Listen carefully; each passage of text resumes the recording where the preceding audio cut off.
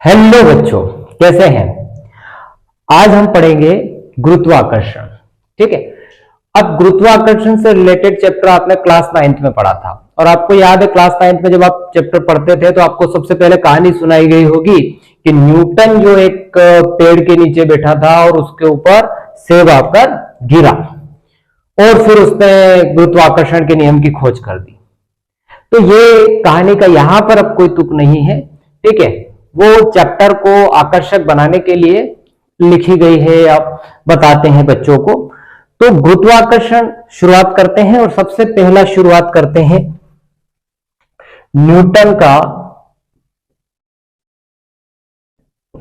गुरुत्वाकर्षण का सार्वत्रिक नियम। गुरुत्वाकर्षण का सार्वत्रिक नियम।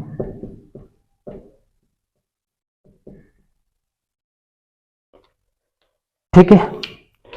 तो न्यूटन्स जो लॉ है ये कौन सा है? यूनिवर्सल लॉ बोलते हैं इसमें। सार्वत्रिक का मतलब universal law of gravitation. Newton's universal law of gravitation ये कहता है कि ये जो सार्वत्रिक वर्ड आया है, पहले इसको एक्सप्लेन कर दूं मैं आपको। इसका मतलब ये लॉ जो है, जो हम पढ़ने वाले हैं, ये लॉ पूरे यूनिवर्स में लागू होता है। किसी भी प्लेनेट पर, चाहे आप बुध ले लो, शुक्र ले लो, बृहस्पति ले लो, कोई भी ग्रह ले लो, सभी ग्रहों पर यह नियम लागू होता है।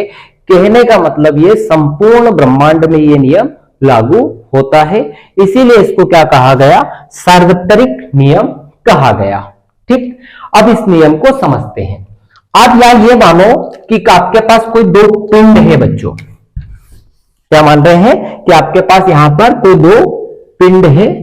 एक पिंड माना मैंने जिसका द्रव्यमान m1 है, और फिर मैंने दूसरा पिंड लिया जिसका द्रव्यमान आपका m2 है।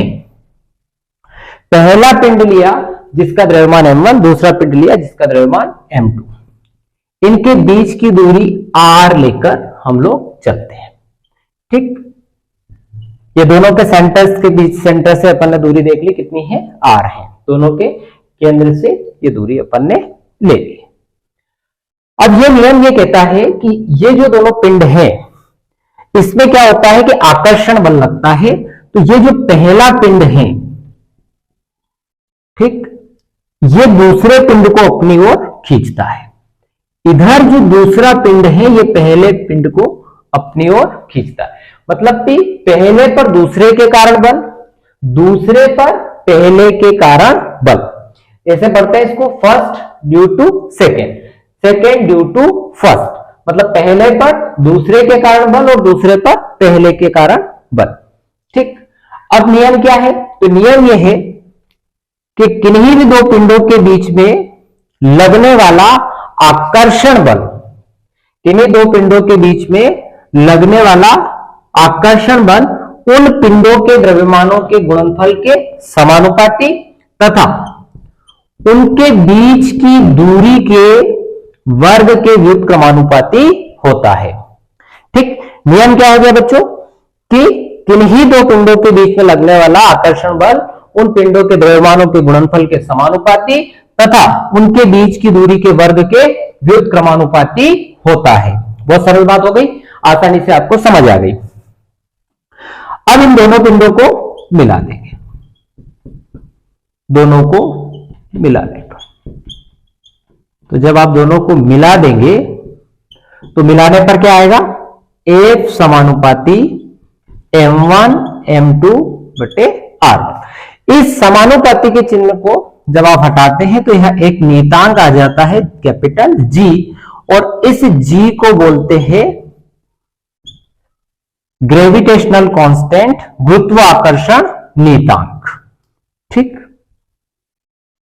अब G पर अपनी चर्चा होगी। तो एक बार रूल्स को मैं एक बार आपको बता देता हूं थोड़ा सा। क्या कहता है रूल्स कि जो दो पिंड है उन पिंडों के गुणनफल के समानुपाती, उसके बीच की दूरी के वर्ग के व्युत्क्रमानुपाती। और ये बल किधर लगेगा?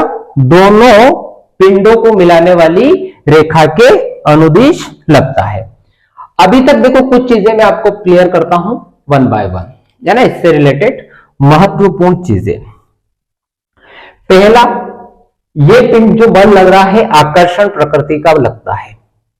दिमाग में एक चीज बिठानी है कि भाई जो गुरुत्वाकर्षण बल लगता है आकर्षण प्रकृति का बल होता है। ठीक, अब जैसे ये जी है बच्चा, तो इस जी का जो मान है वो है जो प्रयोगों के द्वारा निकाला गया 6.67 गुणित 10 की घात -11। तो इसके पीछे यूनिट क्या लिखे, एस जी की वैल्यू अगर अपने को निकालनी तो इसके लिए पहले यूनिट निकालनी पड़ेगी, तो अपन को निकाल लेते हैं। तो जी इज इक्वल टू इसका इंटू इधर कर दो आप, तो F R square by m1 m2। हालांकि ये सारी चीजें यूनिट निकालना और ये तो आपने फर्स्ट यूनिट में ही सीख ली थी, पर फिर भी अभी सीख लो। तो इसकी इकाई जो है, यूनिट जो है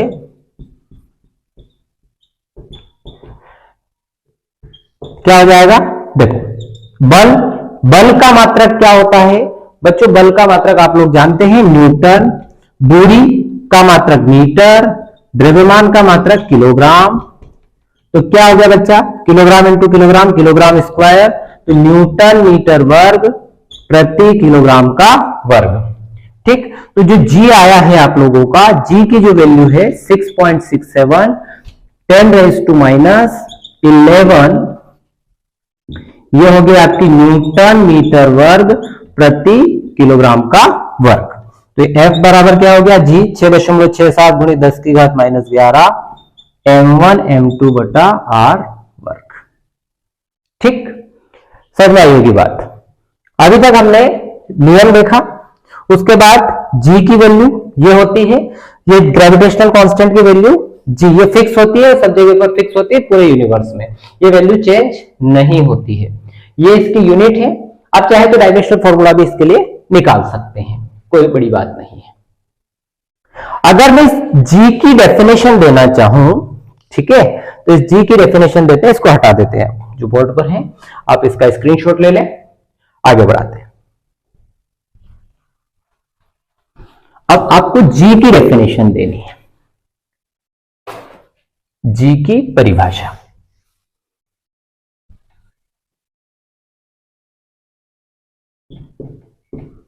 जी की परिभाषा क्या होगी, देखो सूत्र हमने क्या पढ़ा अभी, न्यूटन का लॉ क्या आया, F बराबर जी m1 m2 बटा r वर्ग।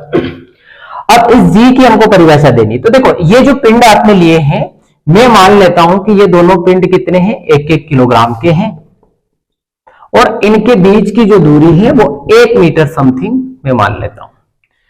तो यदि दोनों पिंडों के बीच की दूरी कितनी हो, 1-1 किलोग्राम है, तो यहां पर ये वैल्यू अगर पुट करें अपन, तो क्या होगा, F बराबर जी। तो क्या हो गई परिभाषा गुरुत्वाकर्षण नियतांक की, कि जब दो समान द्रव्यमान के पिंड या फिर दो एकांक द्रव्यमान के पिंड एक दूसरे से 1 मीटर की दूरी पर स्थित हो, तो उनके बीच में लगने वाला आकर्षण बल गुरुत्वाकर्षण नियतांक के बराबर होता है। काफी इजी है, वापस से समझे। दोनों पिंड अपन ने 1-1 किलोग्राम के लिए मतलब एकांक बोल सकते हैं, या फिर सीधा लिखो कि भाई 1 किलोग्राम द्रव्यमान के दो पिंड एक दूसरे से 1 मीटर की दूरी पर स्थित हो, तो उनके बीच में लगने वाला आकर्षण बल गुरुत्वाकर्षण नियतांक के बराबर होता है। तो ये जी की परिभाषा भी आपने इसकी सहायता से दे दी। अब ये जो लॉ अपन ने पढ़ा है, इससे रिलेटेड जो महत्वपूर्ण बातें हैं, इंपॉर्टेंट बातें हैं, जो जो हमें सीखने को मिली, उन पर अपन चर्चा करते जाते हैं। सबसे पहली बात, यह बल आकर्षण प्रकृति का बल है। यह बल आकर्षण प्रकृति का बल है, मतलब कि किन्हीं दो पिंडों के बीच में जो बल लगेगा वो आकर्षण प्रकृति का ही होगा। दूसरी बात, यह बल केवल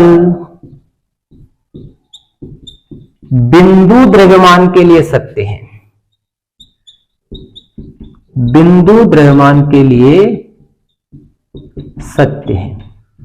अब बिंदु द्रव्यमान का मतलब क्या हुआ, इसको ऐसे समझो कि अगर ये दो पिंड हैं, मान लो 1-1 किलोग्राम के दो पिंड हैं और दोनों 1 किलोमीटर की दूरी पर है, समझ आ रही बात?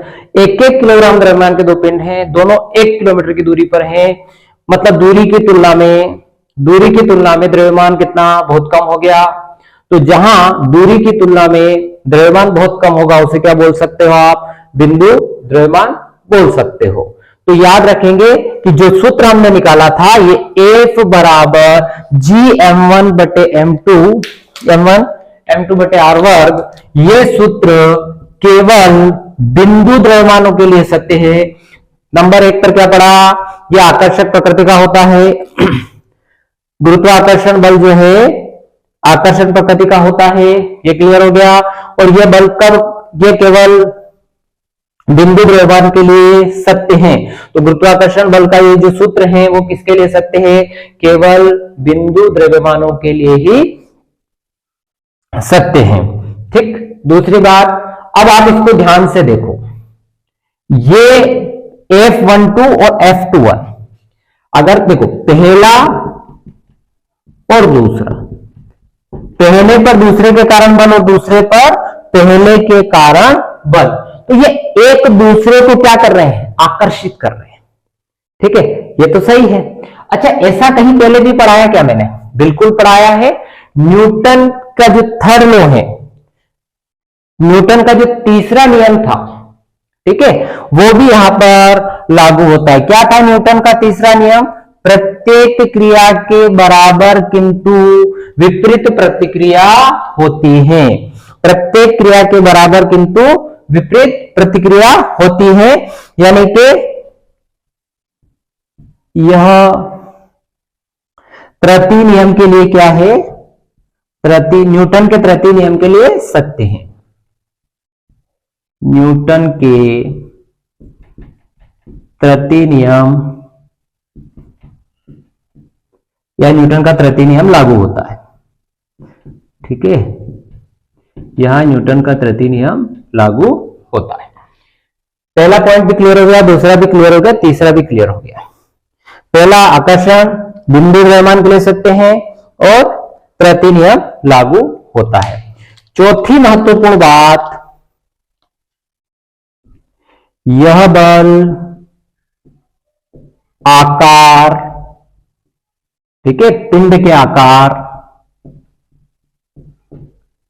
आकार, अब आकार प्रकृति व माध्यम पर निर्भर नहीं करता है।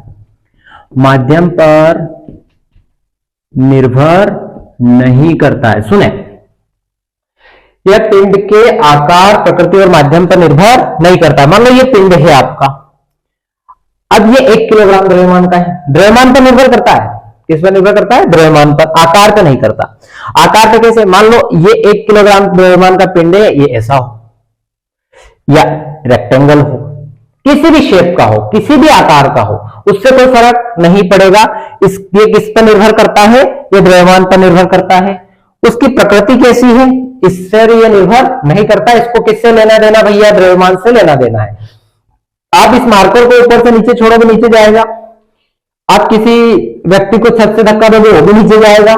आप किताब को ऊपर से नीचे छोड़ोगे, ऊपर से छोड़ोगे, नीचे जाएगी। आप कोई भी ऑब्जेक्ट ले लो, पत्थर छोड़ोगे, नीचे ही जाएगा।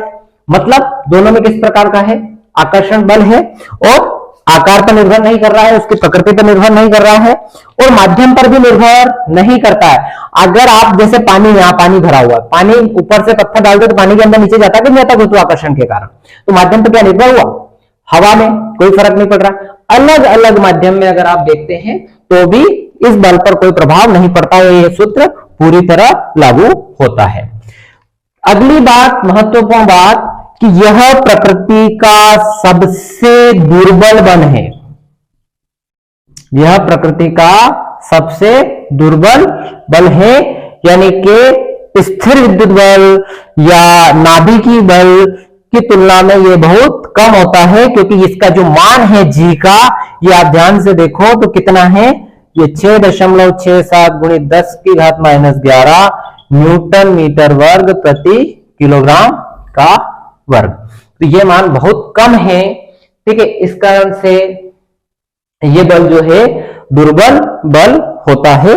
किसकी तुलना में? स्थिर विद्युत बल और नाभिकीय बलों की तुलना में। ठीक, तो यह प्रकृति का सबसे दुर्बल बल है। ठीक, सबसे दुर्बल बल है ये प्रकृति का। और एक पॉइंट और है कि यह बल संरक्षी बल है, यह बल संरक्षी बल है। ठीक है, क्या क्या बात हो गई, महत्वपूर्ण बात। आकर्षण प्रकृति का होता है, केवल बिंदु द्रव्यमान के लिए सत्य है, न्यूटन की तृतीय नियम लागू होता है, आकार प्रकृति और माध्यम पर निर्भर नहीं करता है, प्रकृति का सबसे दुर्बल बल है और संरक्षी बल है। ठीक, एक और बात कि यह बल दोनों द्रव्य पिंडों को मिलाने वाली रेखा के अनुदिश लगता है, दोनों पिंडों को मिलाने वाली रेखा के अनुदिश लगता है। ये पिंड किधर लगता है बच्चों, तो दोनों पिंडों को मिलाने वाली रेखा के अनुदिश ये बल लगता है। समझ में आ गई मेरी वाली बात। तो ये पिंड किधर लगेगा भैया, तो दोनों पिंडों को मिलाने वाली रेखा के अनुदिश यह बल लगता है। ये बात भी क्लियर हो गई। तो सारे ये जो पॉइंट है ये बहुत ज्यादा इंपॉर्टेंट है। ठीक, संरक्षी बल क्यों है, तो इसका कारण मैंने बता दिया, क्योंकि इस पर किया गया कार्य क्या होता है, इसके मार्ग पर निर्भर नहीं करता है, मार्ग कैसा है उससे कोई मतलब नहीं है, इसमें दोनों पिंडों पर निर्भर करता है कि भाई पहला पिंड कहां है और दूसरा पिंड कहां है। ठीक, इसका भी आप चाहे तो स्क्रीनशॉट ले सकते हैं। ठीक, इसकी सीजीएस सिस्टम में, यूएसआई सिस्टम में वैल्यू है इसकी, तो सीजीएस में भी अगर आप लिखना चाहें तो मैं सीजीएस में भी लिख देता हूं 6.67। इसको कन्वर्ट कर लेना आप, जैसे 1 न्यूटन में कितना होता है, 10 की पावर 5 डाइन होता है, 1 मीटर में 100 सेंटीमीटर होते हैं, किलोग्राम में 1000 ग्राम होते हैं, तो उस प्रकार से आप चेंज करोगे तो ये आएगा 6.67 गुणित 10 की घात -8, ये आएगा आपका डाइन और सेंटीमीटर स्क्वायर पर ग्राम स्क्वायर। ठीक है, तो ये सीजीएस सिस्टम में जी का वैल्यू है 6.67 गुणित 10 की घात 8 डाइन सेंटीमीटर स्क्वायर पर ग्राम स्क्वायर। अगली बातें समझ में सारी, एक बार रिपीट करूं। देखो, जी की डेफिनेशन मैंने बताई, सबसे महत्वपूर्ण बातें रिपीट कर देता हूं। यह आकर्षण प्रकृति का होता है, बिंदु द्रव्यमान के लिए सत्य होता है, न्यूटन का तृतीय नियम लागू होता है, आकार प्रकृति और माध्यम पर निर्भर नहीं करता है, प्रकृति का सबसे दुर्बल बल है और संरक्षी बल है। एक पॉइंट और अपन देख लेते हैं, यह भी बहुत महत्वपूर्ण पॉइंट है जो रह गया था, यह केंद्रीय बल है, मतलब यह बल सेंटर से लगेगा, क्योंकि हम इसमें जो पिंड ले रहे हैं बिंदु आकार के ले रहे हैं, इसीलिए कहां से लगेगा बच्चा, ये केंद्र से ये बल लगेगा, इसीलिए इसको कौन सा बल कह सकते हो आप, कि यह एक केंद्रीय बल है। ठीक,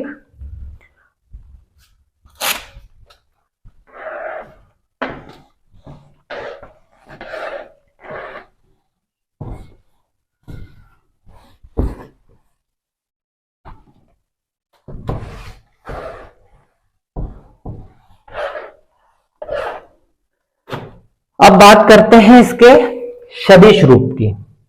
तो देखो, सदिश रूप में अगर आप इसको लिखते हैं, ठीक, तो सदिश रूप होगा इसका F बराबर -G m1 m2 by R square R cap. अब यहां जैसे मैंने इसमें माइनस लगाया है, तो ये माइनस इसमें बता रहा है आकर्षण प्रकृति को। ठीक है, एक दूसरे को ये एक अपनी तरफ अट्रैक्ट करते हैं, या यूं कह सकते हैं कि एकांक सदिश की दिशा और इस पर लगने वाले बल की दिशा विपरीत है। ठीक, तो ये इसका सदिश रूप है, इस फॉर्म में आप इसको सदिश रूप में लिख सकते हो। ठीक, नेक्स्ट आपका जो टॉपिक है वो है गुरुत्वीय त्वरण, स्मॉल जी। जब मैंने किसी वस्तु को ऊपर से नीचे छोड़ता हूं, जैसे कि मैं इस जो मार्कर है इसको ऊपर से नीचे छोड़ रहा हूं, तो जैसे ये मार्कर अब ऊपर से नीचे आ रहा है, ध्यान से देखिएगा ये, तो जब मार्कर ऊपर से नीचे आ रहा है तो नीचे जैसे जैसे सरफेस के आसपास आता है तो इसकी गति बढ़ जाती है। तो अगर अपन ने परिभाषा ऐसे दी कि जब किसी वस्तु को स्वतंत्रता पूर्वक ऊपर से नीचे छोड़ा जाता है, ठीक है, या स्वतंत्रता पूर्वक गिराया जाता है, तो वस्तु के वेग में क्या होता है, परिवर्तन आता है।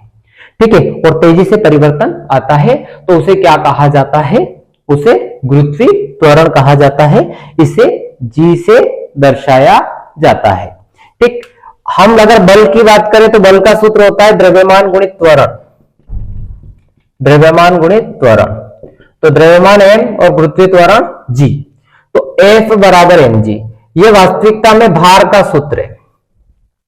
हमारा जो जैसे वेट होता है, आप लोग जो मेजरमेंट करते हैं, हमारा वेट हम लोग बोलते हैं कि यार मैं, कोई बंदा बोले कि मेरा तो 98 केजी का वेट है, तो ये बोलने का अर्थ हुआ कि भैया उसका जो द्रव्यमान होगा 98 केजी को अगर आप में द्रव्यमान निकालू व्यक्ति का, तो F बाई क्या होगा G, और F कितना जो बल है वो है आपका 98, और G होता है छोटा g अर्थ सरफेस पर 9.8, इसका हो गया लगभग 10 किलोग्राम। मतलब 98 केजी का व्यक्ति 10 किलोग्राम के आसपास उसका द्रव्यमान होता है। इसीलिए ये कंफ्यूजन भी दूर कर लेना कि द्रव्यमान और भार अलग अलग होता है, सामान्यतः बच्चे ये गलती करते हैं। अब जो गुरुत्वीय त्वरण G है बच्चा, इसकी वैल्यू एक जैसी नहीं होती है, इसकी वैल्यू एक जैसी नहीं होती है, ये मैं आपको क्लियर कर दूं। जैसे अभी हमने पढ़ा था कैपिटल G और एक हो गया स्मॉल g, तो जब आप कैपिटल G की बात करते हैं तो इसकी वैल्यू फिक्स है, जो अभी हमने पढ़ ली, न्यूटन मीटर वर्ग पर किलोग्राम वर्ग। इसकी वैल्यू फिक्स नहीं होती है। हाँ, पृथ्वी की जो सतह होती है, पृथ्वी की सतह पर इसका मान 9.8 मीटर पर सेकेंड स्क्वायर होता है। यह पृथ्वी की सतह पर होती है। इसका मान जो है सभी स्थानों पर एक जैसा है, इसका मान सभी स्थानों पर एक जैसा है, और इसका मान भिन्न भिन्न स्थानों पर भिन्न भिन्न होता है। इसका मान भिन्न भिन्न स्थानों पर भिन्न भिन्न होता है। ठीक है, इसका मान जो कैपिटल G है, जिसको अपन सार्वत्रिक नियतांक कहते हैं, और छोटे g को अपन गुरुत्वीय त्वरण कहते हैं। तो अगर आपसे प्रश्न आ जाए, मान लो कि G और G में डिफरेंस आप बताएं, तो क्या हो गया, यह सार्वत्रिक नियतांक होता है, ये गुरुत्वीय त्वरण होता है, इसका मान ये होता है, इसका मान पृथ्वी की सतह पर ये होता है, इसका मान सभी स्थानों पर समान होता है, इसका मान भिन्न भिन्न स्थानों पर भिन्न भिन्न होता है। ठीक, तो ये G और G में डिफरेंस है। ठीक, और इसका ये यूनिट है और इसकी ये यूनिट है। ठीक है, अब बोर्ड में लिखना है तो आप डायमेंशनल फॉर्मूले और ये कर करा के 4-5 पॉइंट लिख सकते हैं। नेक्स्ट टॉपिक,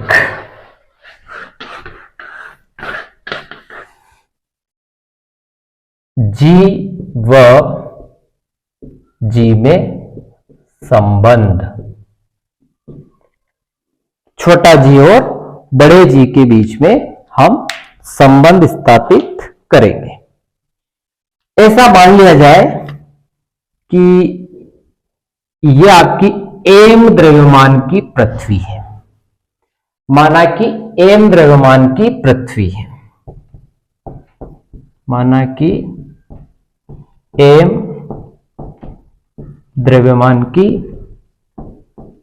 पृथ्वी है, और इस m द्रव्यमान की पृथ्वी के ऊपर यहां m द्रव्यमान की वस्तु रखी हुई है। ठीक है, और पृथ्वी की सतह पर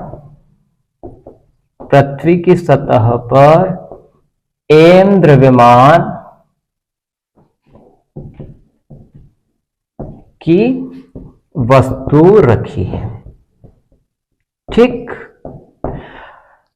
तो m द्रव्यमान की पृथ्वी एक हो गई, और इसकी त्रिज्या मान लेते, पृथ्वी की त्रिज्या कितनी है, r त्रिज्या है। अब m द्रव्यमान की पृथ्वी है, r त्रिज्या की पृथ्वी है। ठीक, और इस पर छोटा यानी स्मॉल m वाला जो क्या रखा हुआ है, m द्रव्यमान की वस्तु रखी हुई है। कोई बात नहीं, कोई समस्या नहीं। अब ये जो रखी हुई है, तो इस पर जो गुरुत्वाकर्षण बल लगेगा, और आप लोगों ने गुरुत्वाकर्षण बल का सूत्र पढ़ लिया है। क्या था गुरुत्वाकर्षण बल का सूत्र? F बराबर Gm1 m2 bye r square. तो Gm1 m2, m1 की जगह हमारे पास कैपिटल M है, m2 की जगह m है, और दूरी हमारे पास ये r है। क्योंकि सेंटर से लेना है, क्योंकि गुरुत्वाकर्षण बल कौन सा बल है? केंद्रीय बल है, तो सेंटर से आपने ले लिया। इसको दे दो समीकरण 1। अब एम द्रव्यमान की वस्तु पर लगने वाला गुरुत्वीय बल,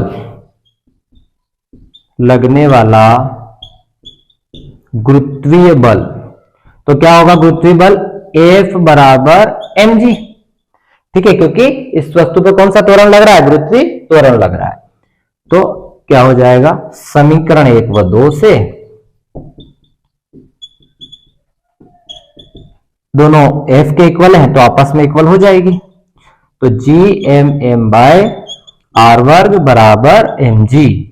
इस m से n कैंसल, तो बच्चा आया G बराबर GM बटा आर वर्ग। तो अगर आपको गुरुत्वीय त्वरण निकालना है तो इस सूत्र की सहायता से हम लोग निकाल सकते हैं। पर ये जो सूत्र मैंने आपको पढ़ाया, ये द्रव्यमान के लिए पढ़ाया है, द्रव्यमान के रूप में। अगर हम इसे आयतन के रूप में, यानी कि घनत्व के रूप में इसको लिखना चाहे, तो अब घनत्व के लिए मैं इसको आपको करा दूं।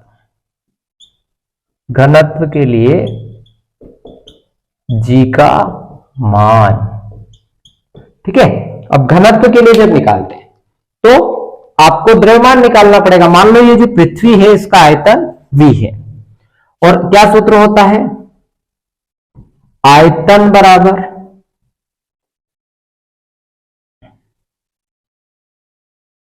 हमने जो घनत्व का सूत्र क्या होता है? द्रव्यमान बटे आयतन।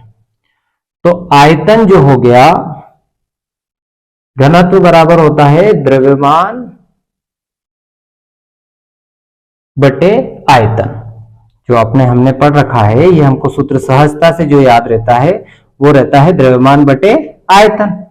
ठीक, अब मुझे किसका चाहिए? यहां पर अपन द्रव्यमान चाहिए, सॉरी माफी चाहता हूं, यहां m चाहिए। तो द्रव्यमान बराबर क्या हो जाएगा? द्रव्यमान बराबर हो जाएगा आयतन गुना घनत्व, आयतन गुना घनत्व। अच्छा, अब m निकालना है। पृथ्वी का आयतन कितना मान लिया बच्चा हमने? v मान लिया। घनत्व को हम रो मानते हैं, तो m रो हो गया ये। अब ये मान यहां रख देंगे तो क्या आ जाएगा बच्चों? G बराबर G V रो, ठीक है, बटे आर वर्ग। तो ये भी सूत्र इसका हो जाएगा, ये घनत्व के रूप में है। अच्छा, इस V का मान रखा जा सकता है। पृथ्वी का आयतन, जैसे आर त्रिज्या की पृथ्वी और पृथ्वी को अगर गोलाकार मान लेते हैं तो आयतन का सूत्र क्या होता है? 4/3 पाई आर क्यूब रो बटे आर वर्ग। इससे क्यूब कैंसिल कर लेना, तो G डैश बराबर G इंटू 4/3 पाई आर। इस G के बारे में मैंने अभी पहले भी कह दिया और फिर बोल रहा हूं, इस G का मान भिन्न भिन्न जगहों पर भिन्न भिन्न होता है। तो अब हम ये सीखेंगे कि भैया ये G के मान को, वस्तु को ऊपर की ओर ले जाएंगे तो G के मान में क्या परिवर्तन होता है, पृथ्वी के अंदर ले जाएंगे तो G के मान में क्या परिवर्तन होगा, ध्रुवों पर G का मान क्या होता है, यानी कि G का मान अलग अलग जगहों पर क्या होता है, कैसे परिवर्तन होता है। अभी मैंने जो अभी सिखाया आपको वो केवल इस चैप्टर का जो मान के चले कि इंट्रोडक्शन है। इंट्रोडक्शन मैंने आपको कंप्लीट दे दिया।